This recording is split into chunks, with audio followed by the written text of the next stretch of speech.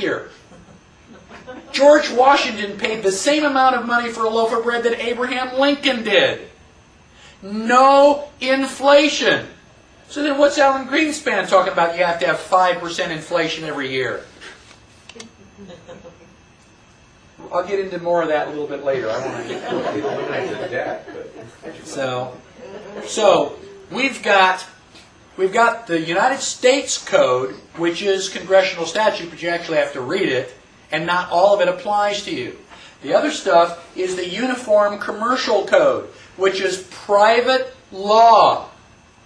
It's a copyright. Can you use somebody else's book without their permission? No. Can you use somebody else's law without their permission? No. How do you get permission? Become a lawyer. When you become a member of the bar, then you get permission to execute their code.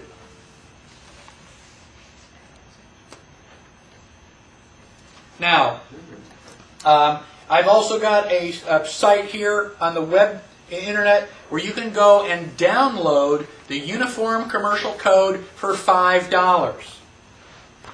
You can't afford not to download it. You need to have that so that you can go and reference this stuff. You start reading it, it's like they've got it in writing. And you go, I can't believe it's in print. But it is. It's law. It is a law, and you volunteer into it. How do you volunteer into the Uniform Commercial Code? Anybody spend these? Anybody recognize this? Mm-hmm. What is this? It's a note. It's a note. Every time you spend one of these, you are automatically de facto under Uniform Commercial Code. Now, what is common law? Common law is based on property or land. Now, when you are under property, your economy is quid pro quo. That is Latin, which means something for something. You gave me silver, which is something. I gave you a book. That's quid pro quo. If I give you, you have an apple, and I want to buy your apple, and I say, well, you know, I don't have any money on my, would you take an IOU? And you go, well, okay, yeah, you look like a good guy. And you give me the apple, and I give you the IOU. Have we completed the transaction?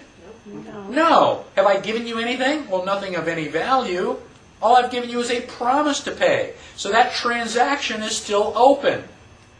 And that's what's happened when you use these notes. You are under...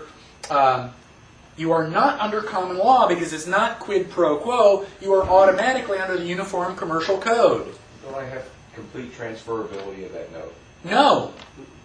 No, Okay. not at all. Okay. And we're going to get into that in a little bit more If you detail. buy property and you say, I want your property, and they're willing to take Federal Reserve notes, isn't that? Well, that's why you never own it. No, but they're willing to take those. Well, To you're them, not it's value, giving them so they're anything. willing to take You are them not and trade. giving them anything. You cannot Or go into a common law court because you did not give anything of substance. When you get your manufacturer's statement of origin, I would give them silver. When I bought Or- my property, and I gave know what them you're Federal telling me. Reserve notes, they said, great, it's yours. But you You didn't give up buy your your rights. property. You don't own it in a don't own loyal it. title. You don't own it. You don't own it. 21 silver dollars plus FRN. We'll talk a little bit more about it when we get to the Federal Reserve. I mean, that's a whole special topic. Any questions on Article 3 and the different classes of law? I do have a question.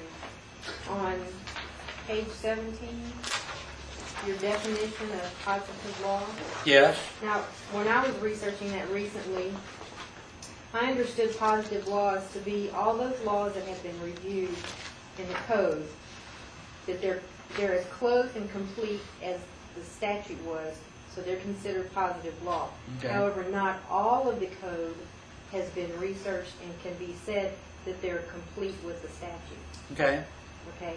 So those are not positive law. Okay. Not, That- it didn't have anything to do with who they applied to. Okay, Which, when I read this definition, well, I'd like to see your definition, because I'm always willing to learn. I mean, there's stuff that I can be telling you that's wrong. I'm not deliberately giving you any bad information. I just don't know everything. well, like you have this definition here about a positive law title is one which is... Well, I've gotten that Is that out your of... definition? Or I've is that gotten it out of Black's. The top part is Black's law. The bottom part is my interpretation Okay. and understanding of it. So you're saying that you understand it, that the statutes have been repealed? No. A statute is law. Right. Code is a reflection of the statute. Well, that's why it's prima facie. Right. It's not exact. It's not exactly. And so, whatever the code says, you got to trace that back to the actual statute. Right. Now, the United States Code is statute. Now, all of the titles are statute law. You It's have not That way. code. you have to have an enabling clause and an effective date. Right. In positive law. Okay? But there is a difference between, whatever the difference is, there are differences, and not all of the titles apply, are like positive law.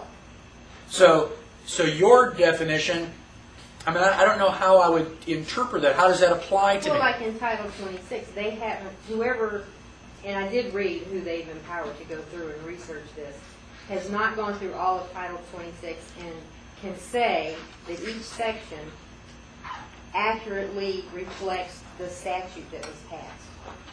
Now, what is the statute?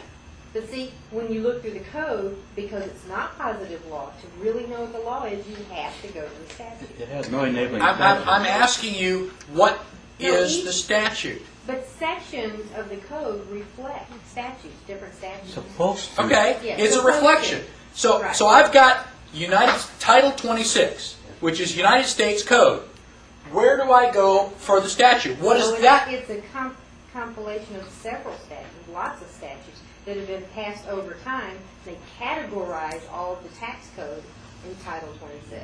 Okay. All the different statutes over all the different years just get Okay. categorized in Title 26. Well, So you I'll can research look that. them up. I'll research that a little bit deeper. Yeah, Michael, I'm not sure, and I'm not trying to speak for Renee, but I read the same thing.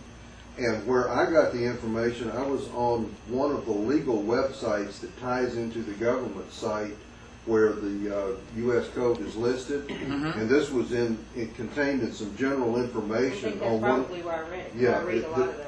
It Okay. was on one of the general information screens that you go to before you get into, the Title 26 and Title 27. I'll go and research that a little bit more, because I've never heard that information before. Most people I know don't even know that the United States Code exists. So that's why, like when they refer to codes in some lawsuit, Yeah. if it's already positive law, then there's really no sense in going and looking up each individual statute. Right. I've already proven it's Okay. accurate. I mean, that sounds plausible. I'll check into that. Okay. Thank you. So that was Article 3. Why don't we take a quick break, and then we'll come back and pick up with Article 4, because that's going to be a long one.